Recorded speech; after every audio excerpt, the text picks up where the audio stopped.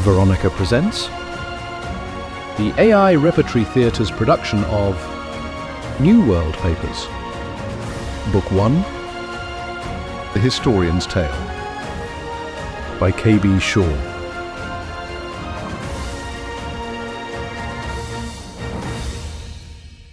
Chapter 4, Through the Mist. I stepped into a deep gray world with a boggy stench and an atmosphere as thick as the heaviest fog I had ever encountered. It was alive with swarms of buzzing insects, some of which emitted slow pulses of colored light. The ground felt spongy underfoot. It appeared to be a thick layer of soggy mulch, although no leafy plants were visible to account for it. Above you is more than a kilometer of mist. Clouds, really, said Mrs. Greer, loud enough to be heard over the incessant hums, cricks, croaks, and buzzes. It is next to impossible to tell day from night down here. Yet there are gargantuan trees that reach almost to the top of the mist. They have wide, flat canopies and thrive on the moist soil, the nutrients provided by their own rotting leaves and the little sunlight they can gather. Also, as you can see, there is an abundance of life down here, most of which is harmless. The word "most" stuck in my mind. Usually the basin is comfortably warm. However, with the approaching convergence, it will cool down rapidly. By the time we reach our destination, this fog will begin to condense into rain, and the settling will occur. As Sean told you earlier, to observe the protocol, we'll travel mostly in silence. When your task is finished, we'll answer any and all questions you might have. Look, listen, and make mental notes. You can record your thoughts during our rest periods, if you wish. I'll take the lead. Fall in behind me, lad. We followed a string of lamps mounted on posts a little over a meter tall. The cable connecting the lamps served as a guideline. Sean explained that the number of lamps in each string had a limit, so the illumination was broken into runs. Each run began and ended at a large post that held 2 static boxes, one for each direction of lights. At the end of every 4th run was a way station. We hiked at a brisk pace. Our lights only penetrated 15 or so meters, but I scanned the area around me constantly in an effort to record as much as I could in my mind. It was the flying bugs that demanded my attention first. They were everywhere. Some were the size of a mote of dust and seemed to drift in the thick atmosphere. Others flew on gauzy wings that spanned the width of my outstretched hand. Then there were knots of illuminated bugs that seemed to rise from the ground in swirling clouds whenever they were disturbed. We call them luminaires, said Bedford, as if he could read my thoughts. because they often clump together. You might think they're all one type of insect, but they're not.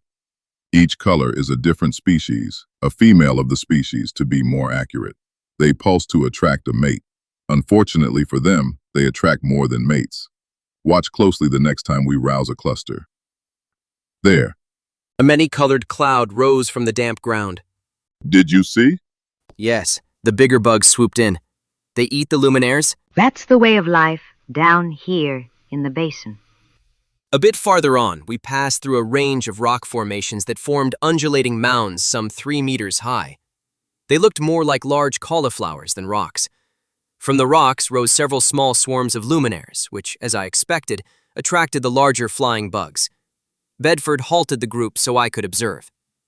To my astonishment, any predator that swooped and snatched its prey was drawn slowly down into the folds of the cauliflower rocks. Look closely. What the bee?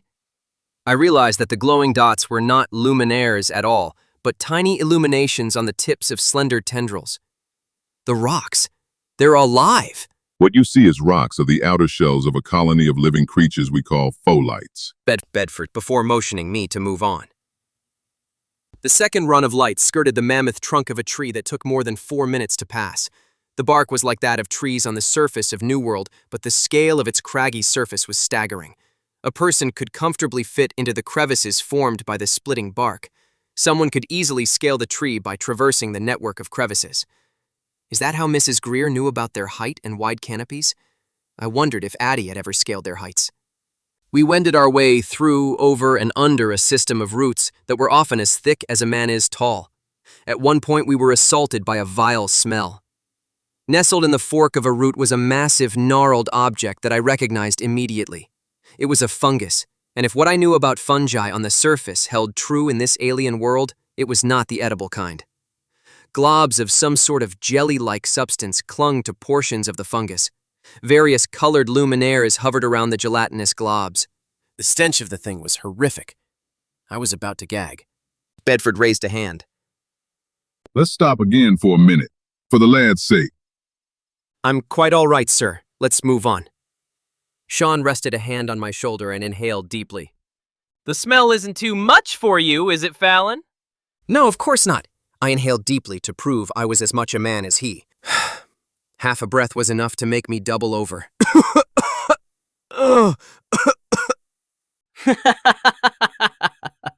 That was rather brutal of you, brother o' mine. You are incorrigible, Sean.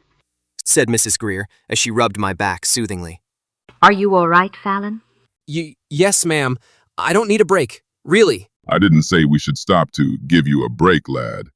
I said we should stop for your sake. You should see this. Bedford gestured toward the fungus. It's a rare sight. He's right.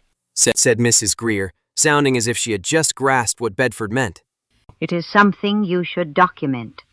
We have written accounts, of course, but no visual record. Can you stand the odor a while longer? I straightened myself out, hand pressed firmly against my stomach. Yes, ma'am. I tried not to groan or sound whiny, but I don't think I succeeded. Toby pushed Sean toward me.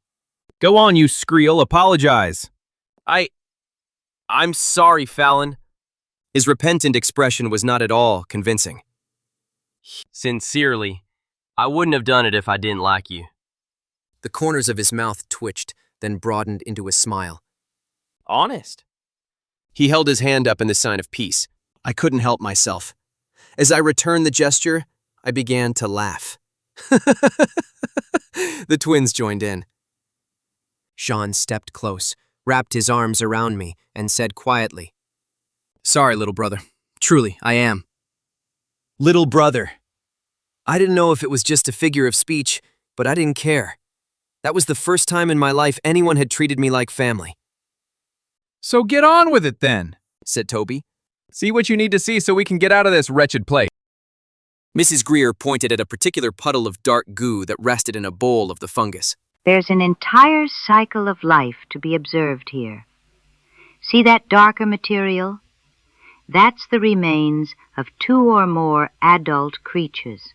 Too bad there isn't a live adult for you to see. When they are ready to mate, the adults are attracted to the scent of the conjugal plant. The giant fungus. That is correct. Oh, you are a lucky charm, young man. Look, over there. A translucent organism floated through the mist. It looked like a fancy gelatin mold of unique design, with a multitude of fine tentacles dangling and writhing beneath. The tips of the tentacles pulsed in the same colors as the luminaires, snagging any unsuspecting insect that came to prey. I was beginning to see some of the patterns of life in the basin. The creature looked too heavy to float, yet it was deadly graceful as its tentacles danced through the air, selecting this bug, then that, just like the pholites. As far as we can tell, there's not a male and female of the species. But when 2 or more adults come into contact over a conjugal plant, they embrace each other. It's the embrace of death. And life, Sean, and life. As their tentacles intertwine, they sting each other to death. Just as they sting the insects they snare, they fall to the conjugal plant below and decay into the dark, syrupy material I first showed you. The pool nourishes both the fungus, countless luminaires, and the 10 or more embryonic creatures contained within it. Those clear globules are juvenile creatures. The fungus eats more than half of them. The ones that survive form tentacles and begin to consume the luminaires that are attracted to the sweet decay. And eventually, they develop tendrils and begin to snare the larger insects. As the insects are digested, the creature fills with gas and expands. Eventually, the buoyancy of the gas is more than the weight of the creature, and it rises from the fungus to hunt in the mist until it returns to begin the cycle anew. Ha ha! And all this is possible because the poor creature doesn't have an arse and can't fart. Well then, Sean, you're in no danger of floating away on the breeze, are you? Because you're the biggest arse I know.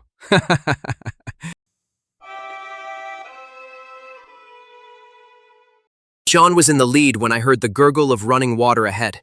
A sound and some movement to my left drew my attention. I strained to see what it was and listened intently.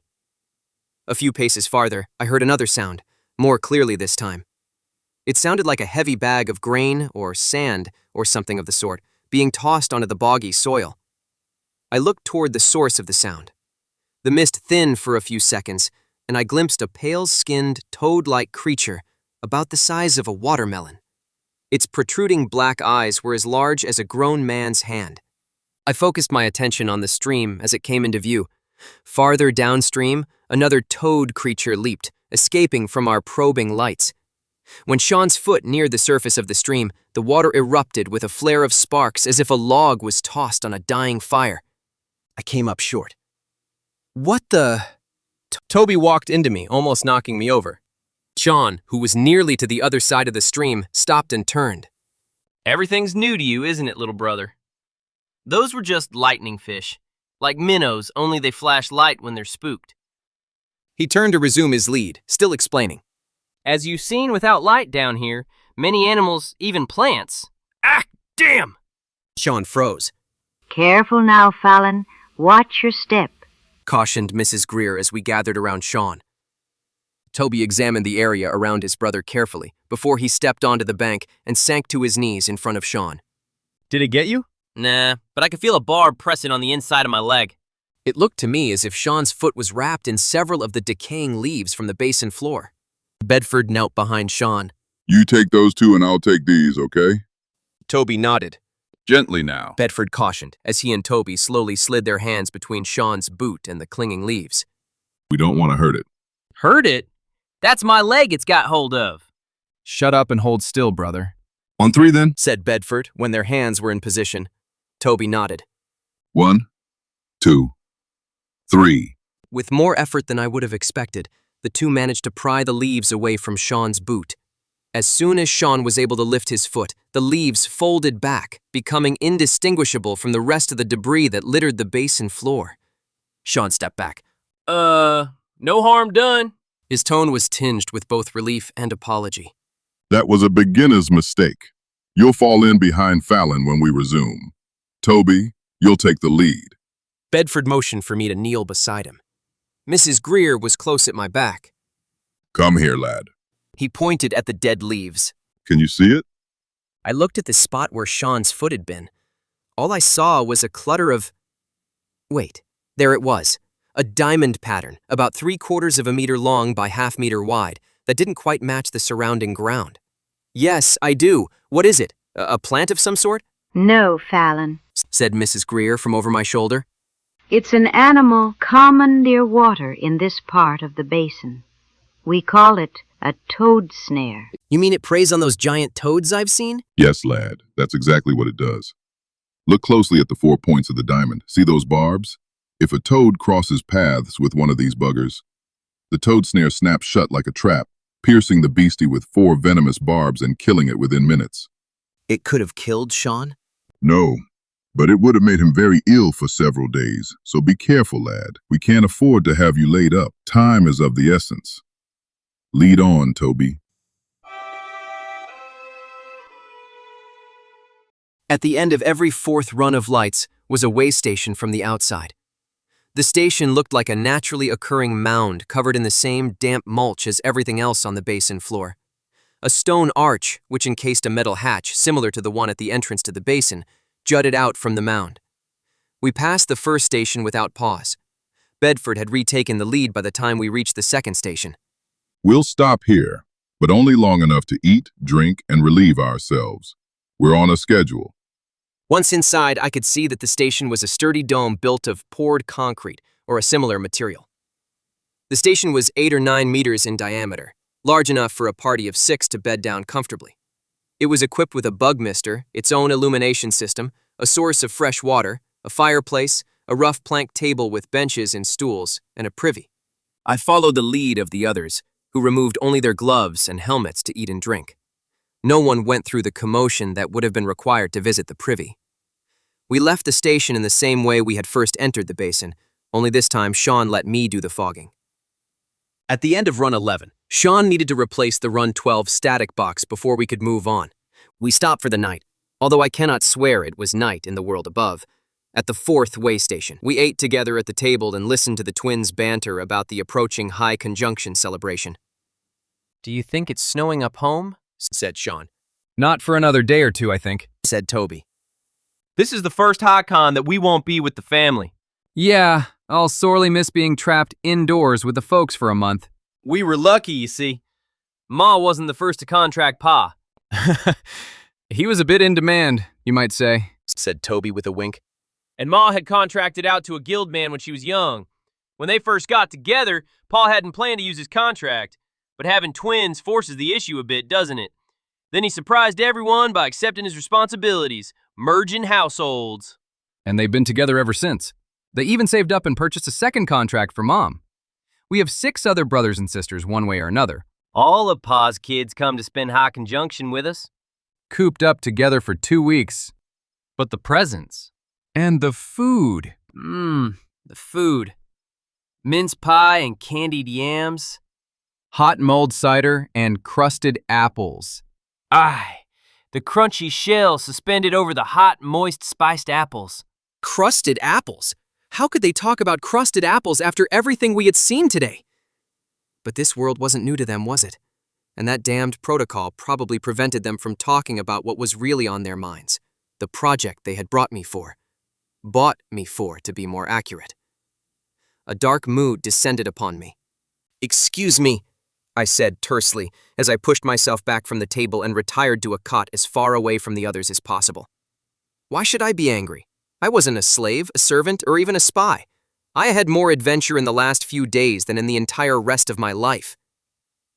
I closed my eyes and tried to catalog all the unusual images: giant trees, bizarre rock formations, massive fungi, exotic toad-like creatures with pale, translucent skin and bulging black eyes the size of saucers.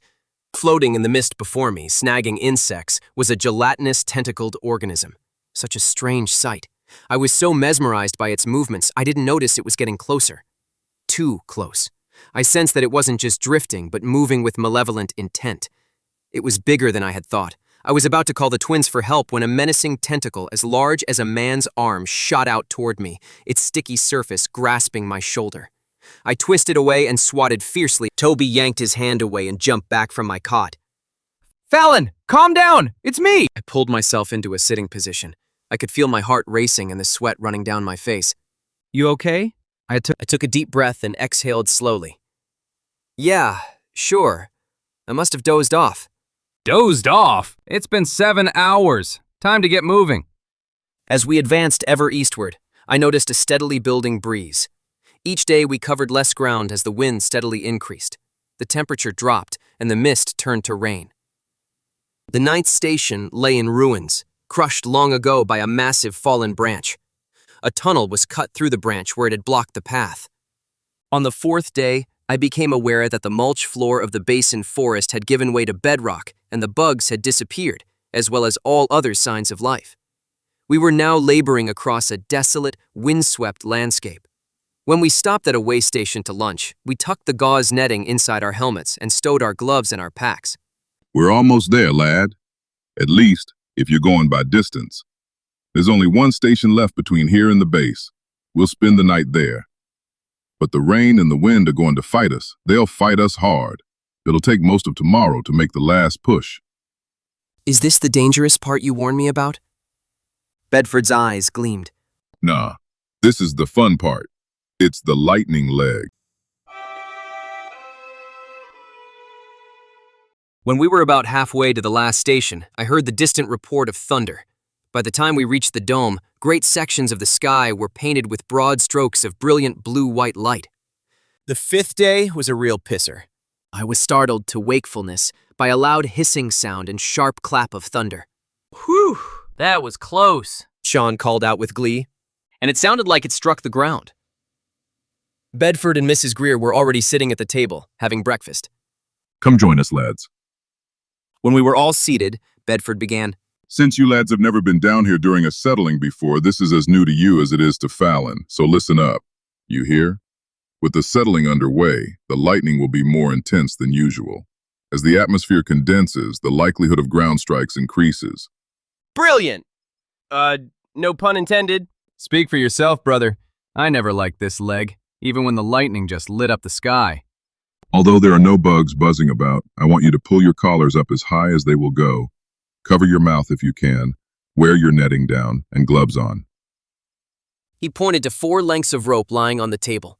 Each was about 1.5 meters long with broad metal clips on the ends. The wind will be brutal. We need to take special precautions. So when you're all dressed, you each need to take a rope and secure one end to your belt near the buckle. Got it? Then you'll attach the other end to the back of the belt of the person in front of you.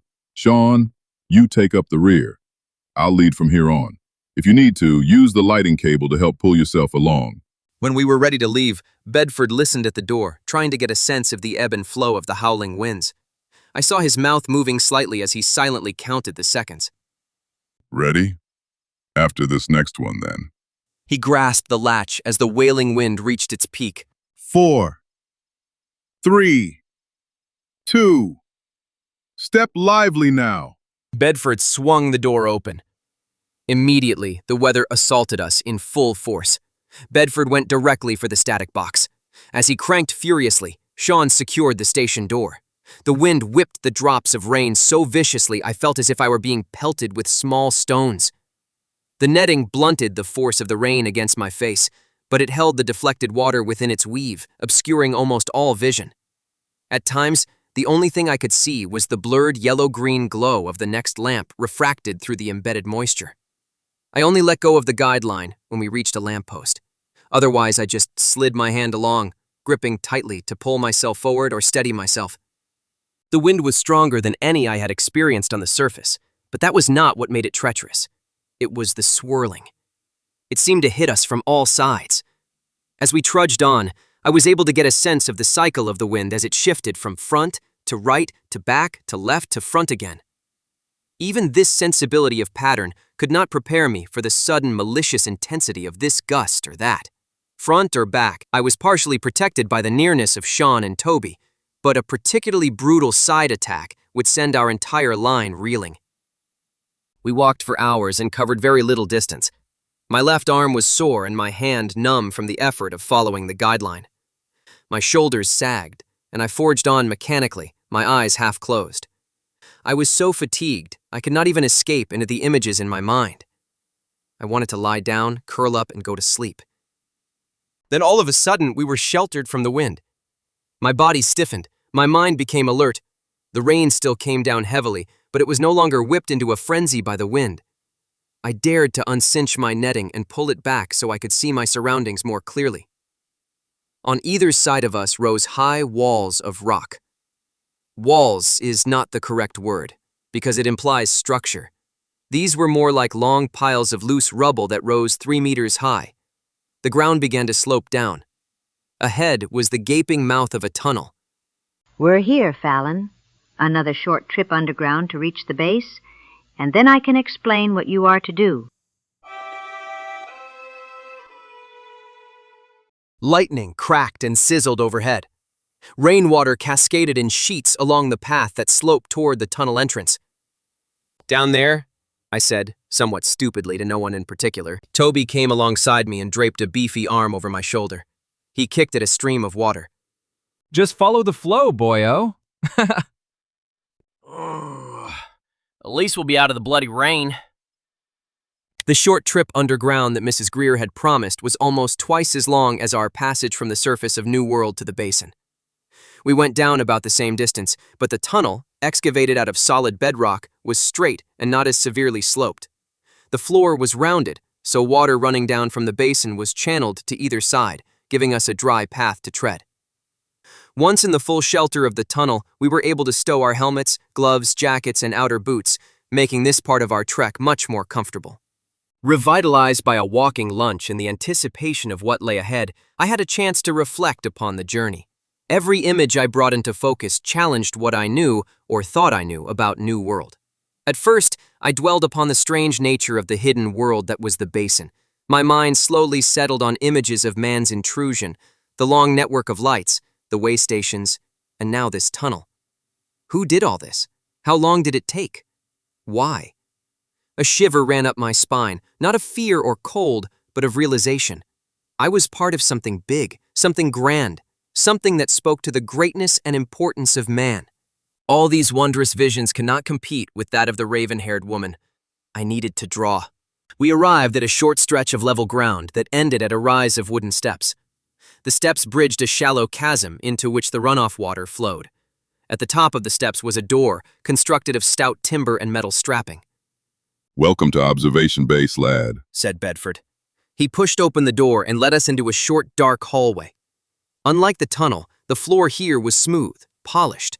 Light fell across the floor some 20 meters down the hall. A thunderous jumble of noises reverberated down the passage. I tried to sift through the sounds in my mind. The low grinding of a grain mill? The high whir of a static box? The metallic clanking of a chain being pulled through a pulley? The rhythmic beat of a massive clockwork? People shouting? We traversed the hall and approached the opening through which the light fell. "We call this room the command deck," said Bedford, as we entered a large, circular room nearly 50 meters in diameter. Like the tunnel in the hall, this was not a natural cavern. It was sculpted from the bedrock. The walls were rough-hewn stone, while the floors were as smooth and polished as those in the mount. The command deck was composed of 3 concentric galleries overlooking a central pit. Gleaming metal railings ringed each gallery. At 15 meters, the top gallery was the deepest. It fronted a series of rooms that were framed out in finely crafted wood that again reminded me of the dark wood panels and moldings in the mount. Some rooms, which I assumed served as offices, had large glass windows. The others were most likely living quarters.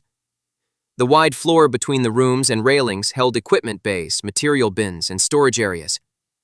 The middle gallery was 2 meters below where I stood. It contained specialized work areas.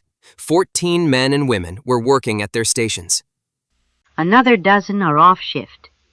They've been working day and night preparing for your arrival. Transfixed, I descended 2 levels and walked to the rail of the inner gallery. It was only 2 meters deep and had just one function: to give an unobstructed view of the pit. The pit was about 8 meters in diameter. A disc constructed of heavy timbers strapped with metal was lowering slowly, as if it were a lid being set on a pot.